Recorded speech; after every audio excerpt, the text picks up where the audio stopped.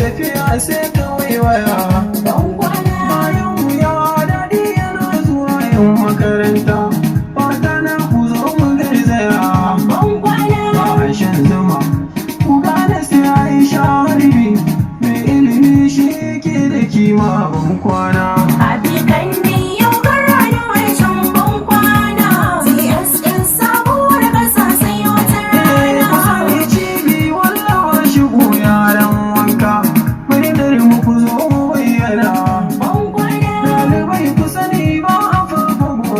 idan mun yi kwa za mu dandana.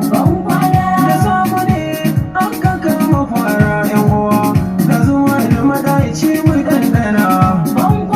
Sannu sannu kwana a nesa inda mun daure, mai ilimi ne akan gawa wata rana.